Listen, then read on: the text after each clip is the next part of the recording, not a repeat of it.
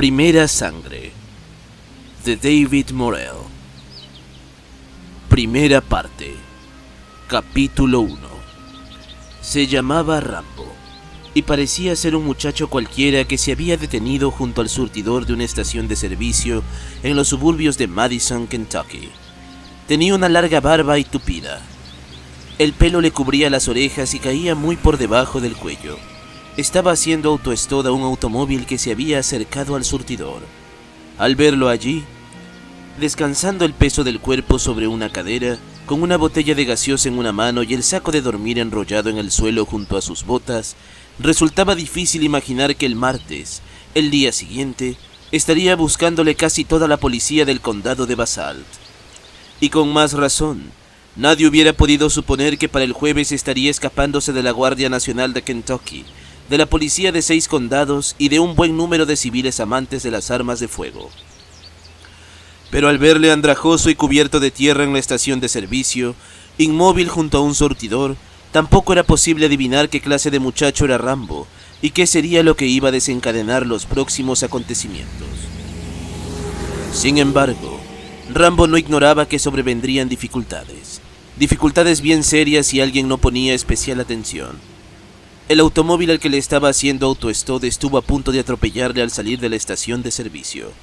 El empleado del local guardó en su bolsillo la libreta de ventas y un talonario de vales, y sonrió al ver las marcas que habían dejado las cubiertas del coche en el alquitrán caliente, cerca de los pies de Rambo. Pero cuando emergió de entre los otros automóviles el coche patrulla que se dirigía hacia él, Rambo se puso rígido al reconocer nuevamente el comienzo de la misma rutina. No, por Dios, esta vez no permitiré que me lleven por delante. El coche tenía una inscripción que decía: Jefe de Policía, Madison. La antena de la radio vibró cuando se detuvo al lado de Rambo, y el policía que lo conducía se inclinó hacia un lado sobre el asiento de delante, para poder abrir la puerta del otro lado. Se quedó mirando las botas cubiertas de costra de barro, los vaqueros arrugados y raídos en los bajos y remendados en un muslo, la camisa azul salpicada por algo que parecía ser sangre seca, y la chaqueta de cuero. Se demoró un momento más observando la barba y el pelo largo. No, eso no era lo que le molestaba. Era otra cosa, pero no sabía bien qué. «Está bien, sube de una vez», le dijo, pero Rambo no se movió. «Te dije que subas», repitió el hombre. «Debes tener un calor espantoso ahí parado con esa chaqueta». Pero Rambo se limitó a beber su gaseosa observando pasar los coches y no se movió. Simplemente le dirigió una mirada al policía. «¿Es que no oyes bien?», le dijo el policía. «Sube de una vez antes de que me enfade». Rambo le observó en la misma forma en el que el otro le había observado a él. Parecía algo bajo y rechoncho sentado frente al volante. Tenía arrugas alrededor de los ojos y abundantes y profundas cicatrices de viruela en las mejillas, que se asemejaban a las vetas de una madera rústica. «No me mires de ese modo», dijo el policía. Pero Rambo prosiguió estudiándole. Uniforme gris, el primer botón de la camisa desabrochado, la corbata floja, el frente de su camisa empapado por el sudor. Rambo trató de averiguar qué clase de revólver tenía, pero no lo logró. El policía lo llevaba del lado izquierdo, opuesto al lugar en el que se situaría su pasajero. «Te lo repito», dijo el policía. «No me gusta que alguien se me quede mirando a los ojos». «¿Y a quién le gusta?». Rambo miró nuevamente a su alrededor y recogió su saco de dormir. Cuando subió al coche, colocó el saco entre él y el policía. «¿Hace mucho rato que estás esperando?», preguntó el policía. «1 hora desde que llegué». «Podías haber esperado durante mucho más tiempo. La gente de por aquí no suele llevar en su coche a nadie que haga autoestop, sobre todo si presentan un aspecto como el tuyo. Está prohibido por la ley». «¿Parecerse a mí?». «No te hagas el listo. Quiero decir que está prohibido por la ley hacer autoestop. ¿Cuántas personas se han detenido para recoger un muchacho en el camino y luego han aparecido muertas o robadas? Cierra la puerta». Rambo bebió lentamente un trago de gaseosa antes de hacer lo que le ordenaban. Dirigió una mirada al empleado de la estación de servicio que permanecía junto al surtidor, sonriendo mientras el policía avanzaba con su vehículo entre el tráfico, rumbo al centro de la ciudad. «No debe de preocuparse», le dijo Rambo al policía. No pienso robarle a usted. Qué gracioso. Por si no has visto lo que está escrito en la puerta, debo notificarte que soy el jefe de policía. Teasley, Wilfrid Teasley. Pero supongo que no tiene sentido decirte cómo me llamo. Atravesó un cruce principal en el momento en que la luz se ponía amarilla. Numerosos comercios se agrupaban a ambos lados de la calle. Una farmacia, un salón de billares, una tienda de deportes, muchos otros más. Por encima de ellos, rumbo al horizonte, se alzaban las montañas, altas y verdes, con un toque de colorado y amarillo aquí y allá, donde las hojas habían comenzado a marchitarse. Rambo observó la sombra de una nube que se deslizaba sobre las montañas. ¿A dónde piensas ir?, oyó que le preguntaba a Teasley. ¿Acaso tiene alguna importancia? No. Reflexionando un poco, supongo que no tiene mucha importancia el saberlo. Pero no obstante, ¿a dónde te diriges? A Louisville, tal vez. Y tal vez no. Así es. ¿Dónde dormiste? ¿En el bosque? Así es. Quizás por el momento no sea peligroso. Las noches se están haciendo más frías y las víboras prefieren quedarse en sus cuevas en lugar de salir a cazar. Lo que no impide que uno de estos días te encuentres con una compañera de cama enloquecida por el calor de tu cuerpo. Pasaron junto a un lugar donde se lavaban automóviles. Un A&P. Uno de esos lugares donde sirven refrescos y sándwiches en los coches, y en el que había un enorme cartel del Dr. Pepper en la ventana. ¿Qué te parece ese restaurante? Es como para mortificarle a uno, dijo Teasley. Desde que tuvieron la brillante idea de instalarse en la calle principal, todo el día hay muchachos que llegan con sus coches haciendo sonar las bocinas y tirando basura a la calle. Rambo bebió otro trago de gaseosa. ¿El que te recogió era alguien de la ciudad?, preguntó Teasley. Vine caminando. Llevo caminando desde el amanecer. Lo siento mucho. Espero que este viaje en coche te descanse un poco, ¿verdad? Rambo no le contestó. Sabía lo que vendría después. Cruzaron un puente debajo del cual corría el arroyo que atravesaba la plaza principal, en cuyo extremo se alzaba el viejo edificio de piedra de los tribunales de justicia, flanqueado por numerosas tiendas a ambos lados. Sí. La comisaría está al lado de los tribunales, dijo Teasley, pero siguió avanzando dejando atrás la plaza, continuando por la misma calle hasta que solamente se vieron casas, prolijas y de buen aspecto al principio, pero que luego se convirtieron en unas grises y destartaladas casillas de madera, frente a las cuales numerosos chicos jugaban en medio de la basura.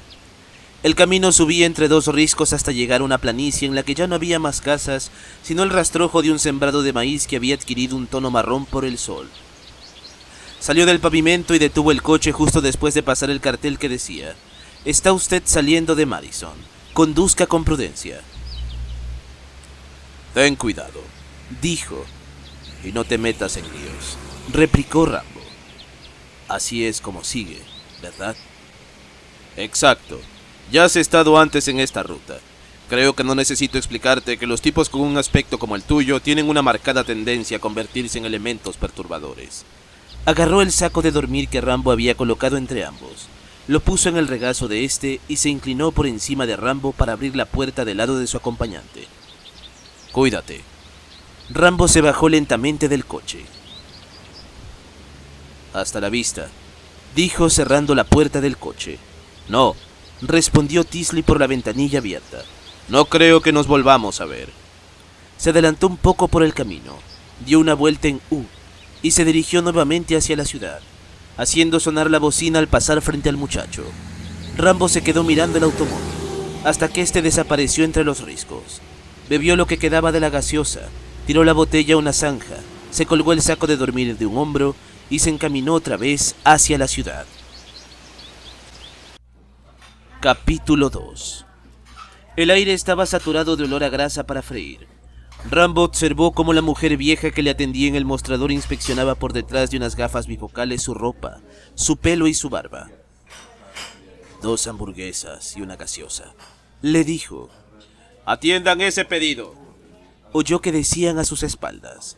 Alzó la vista hacia el espejo que colgaba detrás del mostrador y vio reflejada en él la imagen de Teasley, ante la entrada, abriendo la puerta y dejándola cerrarse con un golpe seco. Y que marche bien rápido, por favor, Merle, dijo Teasley. Este chico tiene mucha prisa. Había muy pocos clientes en el lugar. Unos estaban sentados junto al mostrador y otros ocupaban algunos de los reservados. Rambo observó sus imágenes reflejadas en el espejo, advirtiendo que dejaban de masticar y que se concentraban en él sus miradas. Pero Teasley se inclinó contra la máquina tocadiscos situada cerca de la puerta y como parecía que nada serio iba a suceder, siguieron comiendo. La mujer que estaba detrás del mostrador inclinó su cabeza blanca hacia un lado, desconcertada. Y Merle, ¿qué te parece si me sirves un café bien rápido mientras preparan el resto?, agregó Teasley. Lo que tú digas, Wilfred, dijo ella, aún desconcertada, apresurándose a servir el café. Rambo se quedó mirando la imagen de Teasley reflejada en el espejo, que le miraba a él a su vez. Teasley tenía una insignia de la American Legion en el lado opuesto de la camisa, al que ostentaba su chapa. Me pregunto a qué guerra corresponderá, pensó Rambo. Era demasiado joven para haber tomado parte en la segunda. Giró en su asiento y se quedó mirándole de frente. ¿Corea?, le preguntó mientras señalaba la condecoración. Así es, respondió Teasley categóricamente, y prosiguieron observándose mutuamente. Rambo desvió su mirada hacia el lado izquierdo de Teasley, donde tenía el revólver. Experimentó una sorpresa al descubrir que no era el modelo clásico utilizado por la policía, sino una pistola semiautomática, una Browning de 9 milímetros. Decidió Rambo a juzgar por el tamaño de la empuñadura. Él había usado una Browning antes. La culata era grande porque contenía un cargador con 13 balas en vez de las 7 u 8 que tenían las pistolas comunes. No era posible liquidar a un hombre con un solo disparo, pero se le podía dejar gravemente herido y rematarles luego con otros 2 y seguir disponiendo de 10 proyectiles más para cualquiera que se hallara en los alrededores. Rambo no pudo dejar de reconocer que Teasley la llevaba con gran corrección además. Teasley medía 1,70 m aproximadamente, y aunque una pistola tan grande debía haber quedado ridícula en un hombre relativamente bajo, no ocurría en su caso. Hay que ser bastante grande para poder sujetar bien esa culata, pensó Rambo, y dirigió entonces una mirada a las manos de Teasley, quedándose boquiabierto al ver su tamaño. Te advertí antes que no me gustaba que me miraran fijamente, dijo Teasley. Se recostó contra el tocadiscos y despegó de su pecho la camisa empapada por el sudor. Sacó con su mano izquierda un paquete de cigarrillos del bolsillo de la camisa. Encendió uno. Partió en 2 el fósforo de madera que había utilizado. Rió despreciativamente y avanzó hacia el mostrador meneando la cabeza y sonriendo en una forma extraña, acercándose al taburete donde estaba sentado Rambo. Bueno, no puedes negar que me hiciste una buena jugarreta, ¿verdad?, le dijo. No, esa no era mi intención. Por supuesto que no, seguro que no. Pero de todos modos me hiciste una buena jugarreta, ¿verdad? La vieja le sirvió el café a Teasley y luego le preguntó a Rambo: ¿Cómo quiere las hamburguesas? ¿Solas o con guarniciones? ¿Qué dice? ¿Solas o con algún aderezo? Con mucha cebolla. Como más le guste, dijo, y se retiró a freír las hamburguesas. Sí, me engañaste de verdad, dijo Teasley dirigiéndose a Rambo y sonriendo nuevamente de un modo extraño. Me hiciste una buena jugarreta.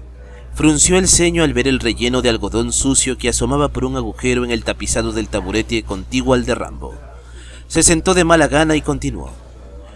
Quiero decir que te comportas como si fueras un tipo listo, y te expresas como si fueras un tipo listo, por lo que supuse, naturalmente, que me habías entendido. Pero luego vuelves a aparecer aquí, burlándote de mí, y eso me hace pensar que tal vez no seas tan listo como imaginé. ¿Te sucede algo? ¿Es por eso? Tengo hambre. Bueno, eso no me interesa en lo absoluto, dijo Teasley dando una calada a su cigarrillo. No tenía filtro y después de exhalar el humo, retiró con sus dedos las pequeñas partículas de tabaco que habían quedado adheridas a sus labios y a su lengua. Un tipo como tú debe de ser lo bastante listo como para saber que debe llevar siempre comida consigo, por si se encuentra en una situación difícil como en la que te encuentras ahora. Levantó la jarra de la crema para servirse un poco en el café, e hizo una mueca de disgusto al observar los restos de crema cuajada pegados a la base del recipiente. ¿Buscas trabajo?, le preguntó tranquilamente. No. Entonces quiere decir que ya tienes uno. No, no tengo ningún trabajo, y tampoco quiero tenerlo. Eso se llama vagancia. Llámelo como más le guste. Teasley pegó con tal fuerza con su mano sobre el mostrador que pareció como si hubiera disparado un tiro. ¡Cuidado con lo que dices! Todas las personas giraron las cabezas hacia Teasley. Este dirigió una mirada a sus espectadores, sonrió como si hubiera dicho algo gracioso y se inclinó sobre el mostrador para beber el café. Ahora tendrán un tema de conversación. Sonrió y dio otra calada a su cigarrillo, quitándose una vez más las partículas de tabaco adheridas a su lengua. El chiste había terminado. Escúchame un momento. No logro entender muy bien tu atuendo, tu ropa, el pelo y demás. ¿No se te ocurrió pensar que al caminar por la calle principal serías tan evidente como un hombre de color? Mis hombres me avisaron que te habían visto cuando no habían pasado más de 5 minutos desde tu llegada. ¿Por qué tardaron tanto? Cuidado con lo que dices, acotó Teasley. Ya te previne antes. Pareció que iba a seguir hablando, pero llegó la vieja con una bolsa de papel a medio llenar y dirigiéndose a Rambo le dijo: $1.31. ¿Por qué? ¿Por esa miseria? Usted dijo que lo quería con aderezos. Págale de una vez, dijo Teasley. La vieja no soltó la bolsa hasta que Rambo le entregó el dinero. Está bien, vamos de una vez, dijo Teasley. ¿A dónde? A donde pienso llevarte. Terminó su café de 4 tragos rápidos y pagó con una moneda de $0.25. Gracias, Merle. Todos miraron a los dos hombres mientras se dirigían hacia la puerta. Casi me olvido, agregó Teasley. Merle, una última cosa. ¿No te parecería buena idea limpiar la jarra de la crema? Capítulo 3. El coche estaba afuera. Sube, dijo Teasley tirándose de la camisa mojada. Ah, caray, qué calor hace a pesar de ser el primer día de octubre. No comprendo cómo aguantas esa chaqueta tan gruesa. Yo no sudo. Teasley le miró. Por supuesto que no. Dejó caer la colilla de su cigarrillo por la reja de una boca de alcantarilla, al lado del bordillo de la acera, y subieron al coche.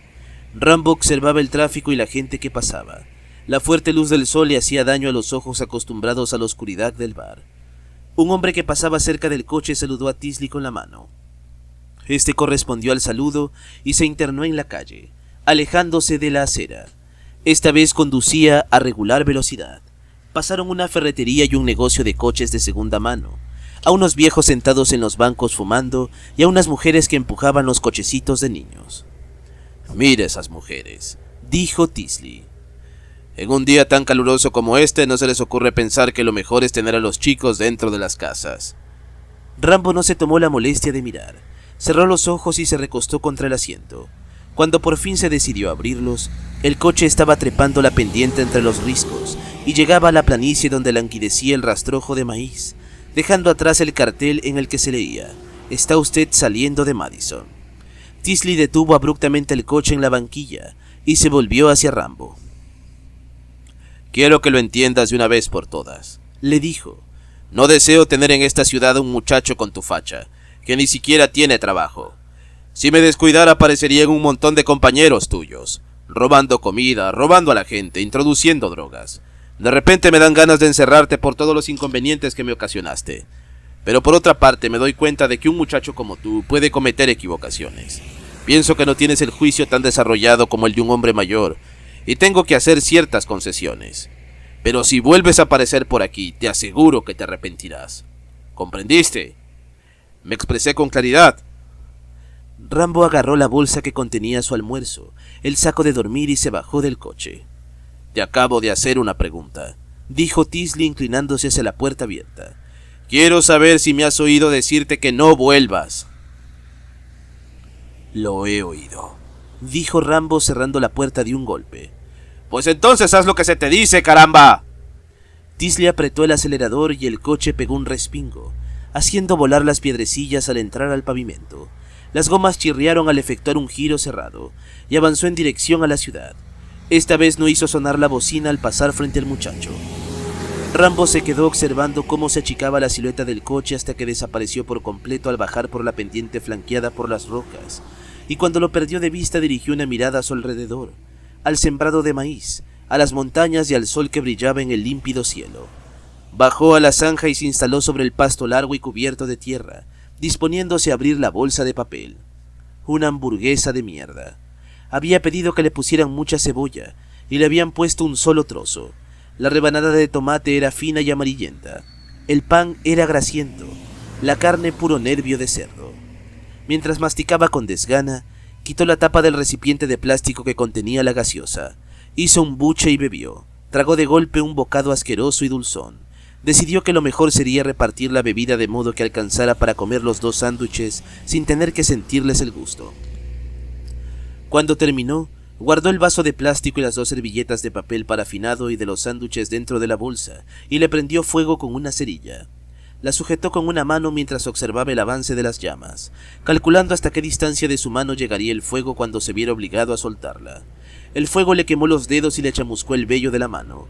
Dejó caer entonces la bolsa al pasto, esperando hasta que se convirtiera en cenizas. Cuando ocurrió, aplastó las cenizas con la bota y luego de cerciorarse de que estaba bien apagado, procedió a desparramarlas. Dios mío, pensó.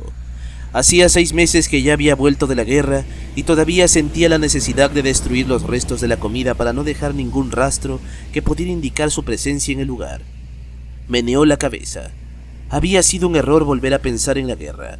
Recordó inmediatamente sus otros hábitos adquiridos en ella: dificultad para conciliar el sueño, despertarse con el menor ruido, la necesidad de dormir en un lugar abierto, pues aún estaba fresco en su mente el recuerdo del agujero donde le habían tenido prisionero. Será mejor que pienses en otra cosa, dijo en voz alta, y se dio cuenta entonces de que estaba hablando consigo mismo. ¿Y ahora qué? ¿En qué dirección?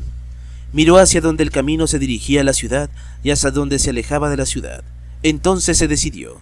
Cogió la cuerda de su saco de dormir, la pasó por encima del hombro y comenzó a caminar rumbo a Madison otra vez. Los árboles a ambos lados del camino que descendían por la colina rumbo a la ciudad eran mitad verdes y mitad rojizos. Las hojas rojizas pertenecían a las ramas que colgaban sobre la carretera. Por los gases de los escapes pensó. Los gases de los escapes las matan temprano. Aquí y allá, al costado del camino, se veían animales muertos, posiblemente embestidos por los coches, hinchados y cubiertos de moscas, tirados bajo el sol. Un gato en primer lugar, con rayas semejantes a las de un tigre. Parecía haber sido un animal bastante hermoso además. Luego un perro, un cocker, después un conejo y finalmente una ardilla. Esa era otra cosa que le debía a la guerra. Observaba mucho más las cosas muertas. No con horror, solamente con curiosidad por saber cómo habían alcanzado su fin. Pasó junto a ellos, por el costado derecho del camino, haciendo señas con el dedo pulgar para que alguien le recogiera. Su ropa tenía una fina capa de tierra amarilla, el pelo largo y la barba estaban sucios y enmarañados, y todos los que pasaban en los coches le miraban, pero ninguno se detuvo para recogerle. ¿Por qué no haces algo para mejorar tu aspecto? Pensó. Afeítate y córtate el pelo, arregla tu ropa, así podrás conseguir que alguien te recoja.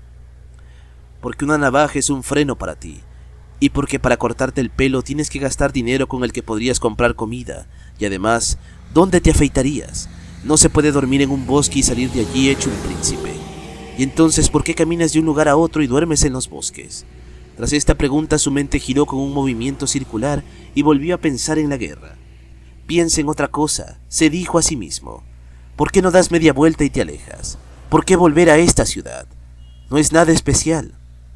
Tengo derecho a decidir por mí mismo si quiero o no quedarme allí. No voy a tolerar lo que decida otra persona por mí. Pero ese policía es más amable que los otros, más razonable. ¿Por qué contrariarle? Haz lo que te dijo.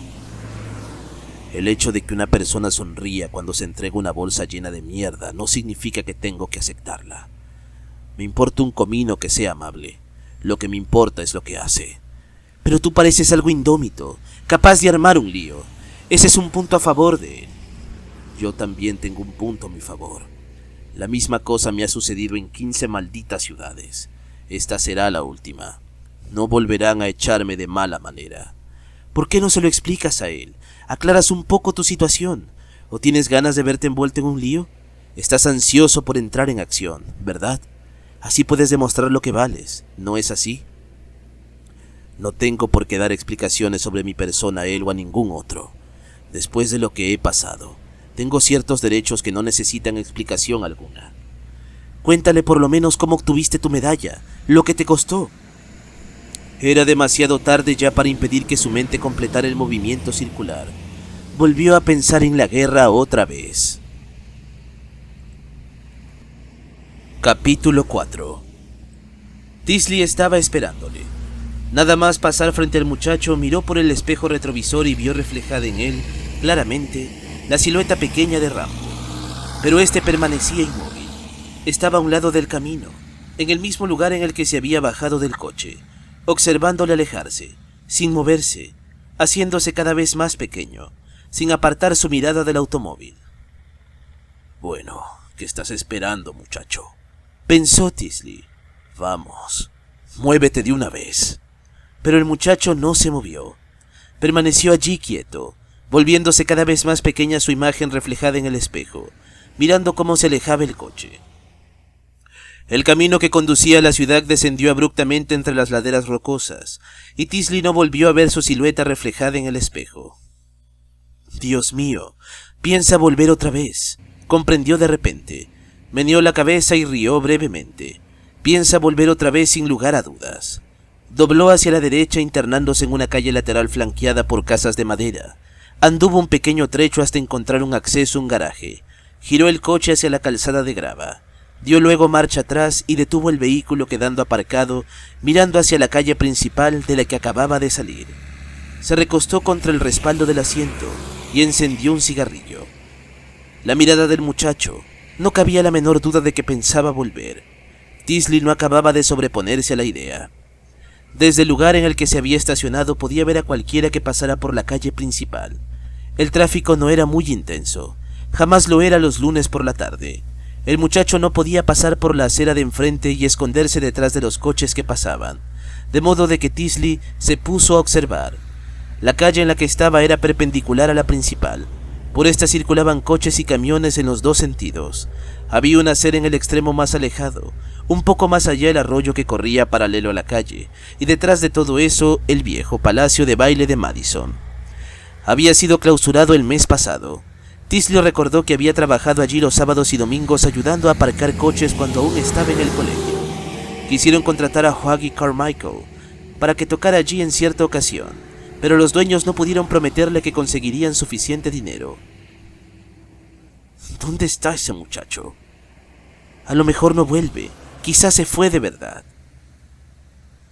Yo vi la expresión de su cara, seguro de que va a volver. Teasley dio una larga calada a su cigarrillo y miró hacia las montañas de color marrón verdoso, amontonadas en el horizonte. Apareció y desapareció repentinamente una ráfaga de viento fresco que traía olor a hojas secas. «Teasley a la comisaría», dijo hablando por el micrófono de la radio de su auto. «¿Llegó el correo?» Como de costumbre, le respondió enseguida Shingleton, el radiooperador diurno, y su voz rechinó debido a la estática. Ya llegó, jefe. Lo revisé por si había algo para usted. Lo siento, pero no hay ninguna carta de su mujer. ¿Y de algún abogado tampoco? ¿O quizá alguna de California? Aunque no lleve su nombre en el remite. También me fijé en eso, jefe. Lo siento, no hay nada. ¿Algo importante que deba saber? Solamente un cortocircuito en las luces de un semáforo, pero ya conseguí que fueran los del departamento de reparaciones.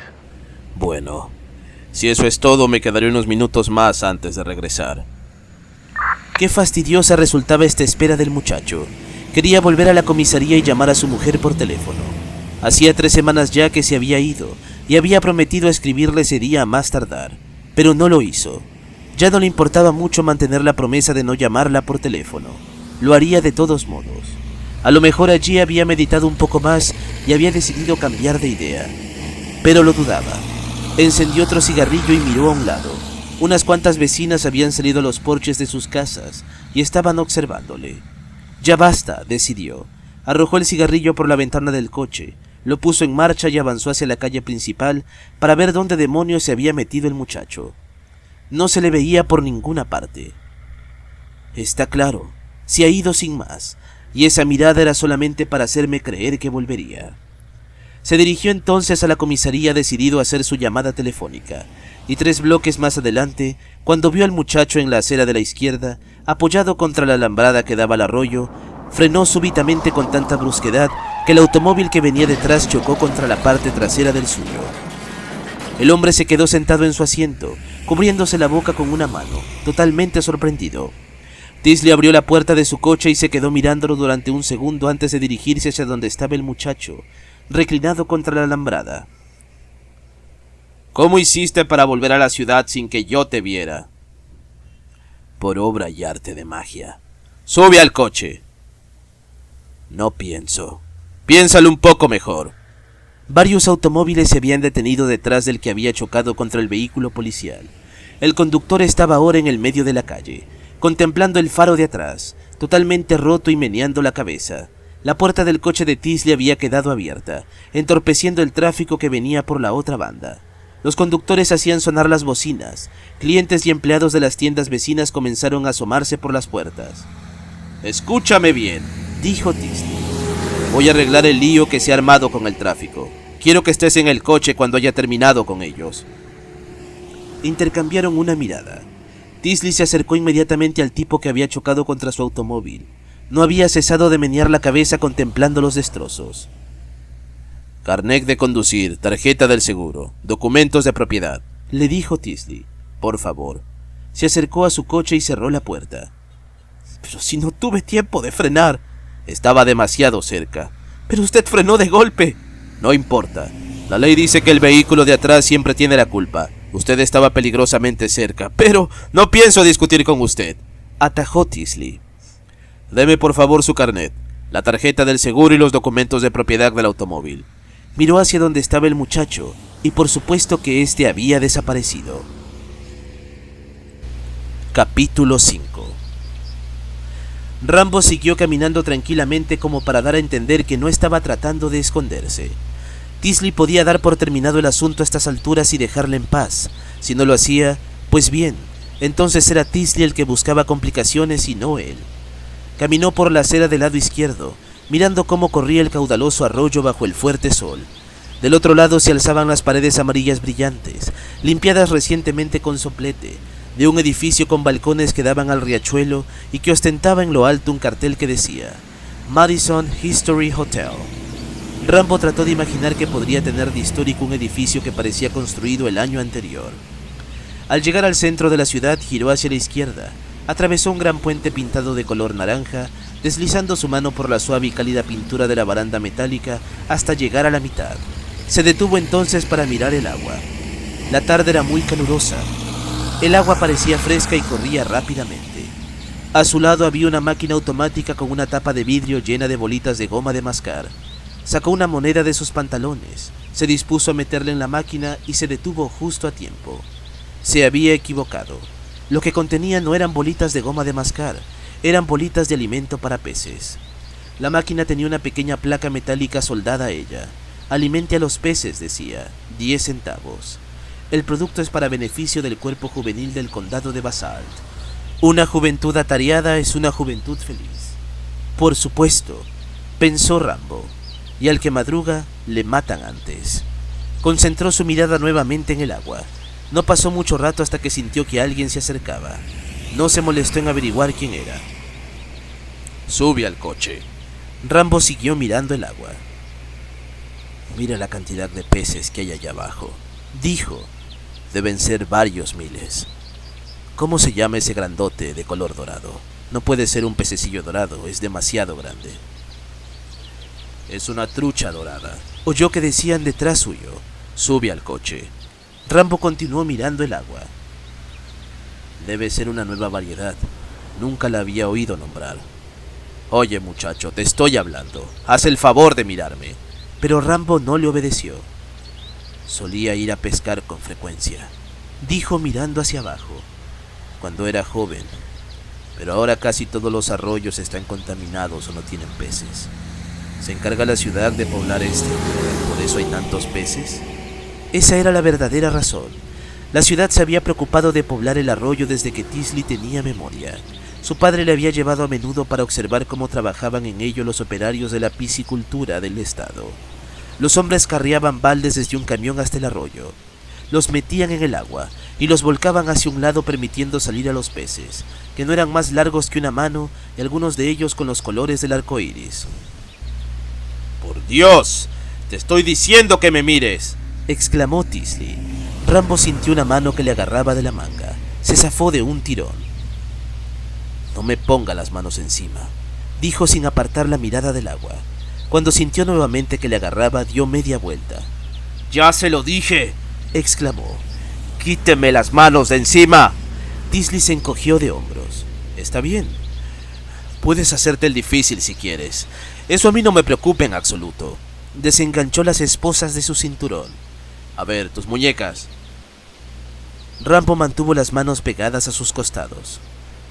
Lo digo en serio, no me toque. Teasley rió. ¿Lo dices en serio? Repitió y rió otra vez. ¿Lo dices en serio? Parece que no te das cuenta de que yo también lo digo en serio. Te meterás en ese coche tarde o temprano. El único detalle es saber cuánta fuerza voy a tener que emplear para obligarte a hacerlo. Apoyó la mano izquierda sobre su pistola y sonrió. Cuesta tan poco subirse un coche. ¿Qué te parece si conservamos la línea? La gente que pasaba caminando al lado de ellos les miraba con cierta curiosidad. Es capaz de desenfundar el arma, dijo Rambo, observando la mano que Teasley apoyaba sobre la pistola. En un primer momento pensé que usted era diferente, pero ahora me doy cuenta que ya he conocido antes otros locos como usted. Entonces me ganas, dijo Teasley, porque yo nunca he conocido a alguien como tú. Dejó de sonreír y empuñó la pistola con su manaza. ¡Andando! Y así sería, reflexionó Rambo. Uno de los dos tendría que ceder, o de lo contrario Teasley resultaría perjudicado. Seriamente. Miró la mano de Teasley que empuñaba la pistola en la cartuchera y pensó, policía idiota, antes de que tengas tiempo de desenfundar esa pistola, puedo descoyuntarte los dos brazos y las piernas. Puedo convertir en puré tu manzana de Adán y arrojarte por encima de la baranda. Entonces sí que tendrían los peces algo con qué alimentarse. Pero no lo haré, se dijo súbitamente a sí mismo. Por tan poca cosa no lo haré. El mero hecho de pensar en lo que podría hacerle a Teasley le ayudó a satisfacer su furia y a contenerse. Otras veces no había sido capaz de controlarse, y ese pensamiento le hizo sentirse mejor.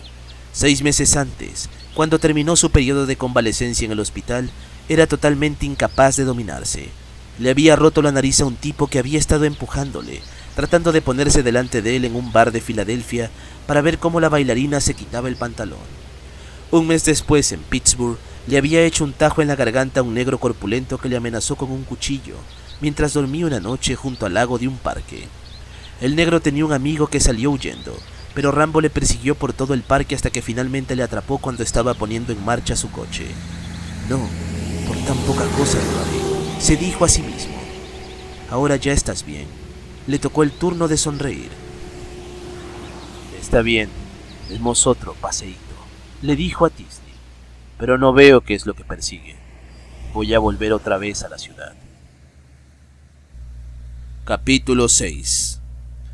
La comisaría ocupaba el edificio de un viejo colegio, pintado de rojo, además, pensó Rambo, mientras Teasley entraba con el coche en el aparcamiento situado al lado de aquella. Poco le faltó para preguntarle a Teasley si había sido algún chistoso el que había pintado el colegio de rojo, pero sabía que lo que estaba ocurriendo no era precisamente una broma, y se puso a reflexionar en la conveniencia de terminar con aquel asunto. Ni siquiera te gusta este lugar, ni te interesa tampoco. Si Teasley no te hubiera recogido, hubieras seguido el viaje por tus propios medios. Eso no cambia el asunto. Los escalones de cemento que llevaban a la puerta principal de la comisaría tenían aspecto de ser bastante nuevos. La reluciente puerta de aluminio era indudablemente nueva, y en el interior había un cuarto pintado de un color blanco brillante que tenía el mismo ancho que el edificio y la mitad de largo. Olía a trementina. El cuarto tenía varios escritorios. Solamente 2 de ellos estaban ocupados. Uno por un policía que escribía a máquina y el otro por otro policía que hablaba por una radiotransmisora y receptora, situada contra la pared del fondo. Los dos interrumpieron sus ocupaciones en cuanto le vieron, y él se quedó esperando oír la consabida frase. Vaya, qué triste espectáculo, dijo el hombre que escribía a máquina. Nunca fallaba. Es cierto, le replicó Rambo. Y ahora se supone que debe decir, ¿es un chico o una chica? Y después me dirá que si soy tan pobre como para no poder bañarme y cortarme el pelo, va a hacer una colecta en mi beneficio. Lo que más me molesta no es su aspecto, sino su labia, dijo Teasley. Shingladron, ¿hay alguna novedad que pueda interesarme? Le preguntó al hombre que estaba junto a la radio. El hombre era alto y fuerte. Tenía una cara casi perfectamente rectangular y unas patillas prolijamente recortadas hasta un poco más abajo de sus orejas. Un auto robado, dijo. ¿Quién está a cargo? Ward. Muy bien, dijo Teasley y se dirigió a Rambo. Vamos entonces, terminemos con esto de una vez por todas. Cruzaron el cuarto y avanzaron por un corredor que llegaba a los fondos del edificio. Se oían pasos y voces por las puertas abiertas a ambos lados. Empleados civiles en la mayoría de los cuartos y policías en el resto. El olor a trementina era más fuerte en ese corredor de un blanco inmaculado, al final del cual había un andamio debajo por una parte del techo, de color verde sucio, que había quedado sin pintar. Rambo leyó el cartel que colgaba del andamio y que decía: «Se nos terminó la pintura blanca, pero mañana recibiremos más, y ya tenemos la pintura azul que quiere para cubrir la roja de la fachada». Teasley abrió la puerta que daba a una oficina al fondo del corredor y Rambo se detuvo un momento. ¿Estás completamente seguro de que quieres seguir adelante con todo esto?, se preguntó a sí mismo. Todavía no es demasiado tarde para conseguir que te dejen en paz. Que me dejen en paz, ¿por qué? Yo no he hecho nada malo. Bueno, vamos, entra de una vez, dijo Teasley. Esto es lo que te has estado buscando. Había sido un error no entrar directamente. Esa pequeña pausa en la puerta podía dar la impresión de que tenía miedo, y no quería que pensaran eso. Pero si entraba ahora después de habérselo ordenado Teasley, parecía que estaba obedeciendo, y no quería que pensaran eso tampoco. Entró antes de que Teasley tuviera ocasión de ordenárselo otra vez. El techo de la oficina era tan bajo que tuvo la impresión de que iba a rozarlo con la cabeza, y sintió ganas de agacharse, pero se contuvo. El piso tenía una alfombra verde y gastada, semejante a un pasto cortado a ras de la tierra. Hacia la izquierda y detrás del escritorio había una caja con armas. Observó entre ellas una Magnum 44 y recordó haberla visto en el campo de entrenamiento del Cuerpo Especial. Era el revólver más poderoso que existía, capaz de perforar una lámina de acero de 5 pulgadas o de matar un elefante, pero cuyo retroceso era tan fuerte que a él nunca le había gustado usarlo. Siéntate en el banco, muchacho, dijo Teasley. Dime cómo te llamas. Llámeme muchacho, simplemente, dijo Rambo. El banco se extendía a lo largo de la pared de la derecha. Apoyó en él su saco de dormir y se sentó exageradamente derecho y rígido. Ya ha dejado de ser un chiste, muchacho. Dime cómo te llamas. También se me conoce como joven. Puede llamarme así si lo prefiere. Por supuesto que lo haré, dijo Teasley. He llegado a un punto en el que estoy dispuesto a llamarte como se me antoje. Capítulo 7. El muchacho era más molesto de lo que estaba dispuesto a tolerar. Lo único que quería era sacarle de la oficina para poder llamar por teléfono. Eran las 4:30 y calculando la diferencia de horas en ese momento debían ser, las 3:30, 2:30, 1:30 en California. A lo mejor no estaba a esa hora en casa de su hermana. A lo mejor había salido a almorzar con alguna otra persona. ¿Con quién?, se preguntó. ¿Y a dónde? Ese era el motivo que le hacía dedicar tanto tiempo al muchacho, porque estaba deseando llamar. No debe permitirse que los problemas particulares de uno interfieran con nuestro trabajo. Había que confinarlos a la casa. Allí era donde les correspondía estar. Si algún problema nos obliga a hacer algo con gran apuro, pues entonces uno debe esforzarse en tomarlo con calma y hacerlo con sumo cuidado. Parecía que en este caso especial, esa regla estuviera por dar resultados beneficiosos. El muchacho no quería decir su nombre, y la única razón por la que una persona se niega a dar su nombre es porque tiene algo que ocultar y tiene miedo de que le localicen en las listas de fugitivos. A lo mejor no se trataba simplemente de un muchacho que no quiere obedecer. Bueno, lo tomaría con calma y lo averiguaría. Se sentó en un extremo de su escritorio, frente al muchacho instalado en el banco, y encendió un cigarrillo pausadamente. ¿Quieres uno?, le preguntó. No fumó. Teasley asintió con la cabeza y dio una larga calada a su cigarrillo. ¿Qué te parece si empezamos otra vez? ¿Cómo te llamas? No es asunto suyo. Santo cielo, pensó Teasley, y a pesar de sí mismo se apartó del escritorio y dio unos pasos hacia el muchacho. Con calma, se dijo para sus adentros. Tú no puedes haber dicho semejante cosa. No puedo dar crédito a mis oídos. Pues me oyó muy bien. Mi nombre es asunto mío. Usted no me ha dado ninguna razón para que también tenga que ser asunto suyo. Estás hablando con el jefe de policía. Esa no es razón suficiente. Es una de las mejores razones del mundo, dijo, e hizo una pausa para esperar que se pasara el ardor que le abrazaba la cara. Ten calma. Dame tu billetera. No tengo billetera. Dame tus documentos. No los llevo conmigo. Ni el carnet de conducir, ni la tarjeta de seguridad social, ni la del servicio militar, ni la partida de nacimiento, ni... Así es, le interrumpió el muchacho. No trates de engañarme. Dame tu documento de identidad. El muchacho ni siquiera se molestaba en mirarle en ese momento. Observaba el armero y señalaba una medalla que estaba sobre la repisa en la que se alineaban los trofeos de tiro. La Cruz por Servicios Distinguidos. Les dio bien duro en Corea, ¿verdad? Está bien, dijo Teasley. De pie. Era la segunda medalla en importancia, superior a la estrella de bronce, la estrella de plata, el corazón de púrpura, la medalla por sobresaliente acción en vuelos y la medalla por servicios distinguidos. La única superior a ella era la medalla de honor del Congreso. Para el primer sargento del Cuerpo de Infantes de Marina, Wilfrid Logan Teasley, por notable y valiente dirección frente a un abrumador fuego enemigo, decía en su mención: Batalla de los Pantanos del Choisin, 6 de diciembre de 1950. Eso sucedió cuando él tenía 20 años, y no pensaba tolerar que un mequetrefe que no aparentaba más edad que esa se burlara de ello. De pie. Estoy harto de decirte todo 2 veces. De pie y vacía tus bolsillos. El muchacho se encogió de hombros y se tomó un buen tiempo en obedecer. Revisó uno tras otro los bolsillos de sus pantalones, dándolos vuelta hacia afuera, pero no contenían nada. No vaciaste los bolsillos de tu chaqueta, dijo Teasley. Tiene toda la razón del mundo. Cuando procedió a hacerlo, sacó de ellos $2.23 y una caja de cerillas. ¿De qué te sirven las cerillas?, preguntó Teasley. Me dijiste que no fumabas. Me hacen falta para encender el fuego y poder cocinar. Pero no tienes trabajo ni dinero.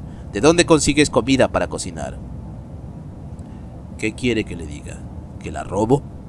Teasley dirigió una mirada al saco de dormir del muchacho que estaba apoyado contra el banco, y sospechó que dentro de él estarían guardados los documentos de identidad. Lo desató y lo desenrolló sobre el piso. Había una camisa limpia y un cepillo de dientes. Cuando comenzó a palpar la camisa, el muchacho le dijo: ¡Hey! Me costó mucho trabajo planchar la camisa. Trate de no arrugarla. Teasley sintió súbitamente que ya estaba harto. Apretó un botón del conmutador que había sobre su escritorio. Shingleton, tú viste bien al muchacho cuando entró. Quiero que transmitas una descripción suya por la radio dirigida a la policía del estado. Diles que quisiera una identificación lo más rápido posible. Fíjate mientras tanto si coincide con alguna descripción que figure en nuestros registros. No tiene trabajo ni dinero, pero parece bien alimentado. Quiero saber por qué. De modo que está dispuesto a seguir adelante con el asunto, dijo el muchacho.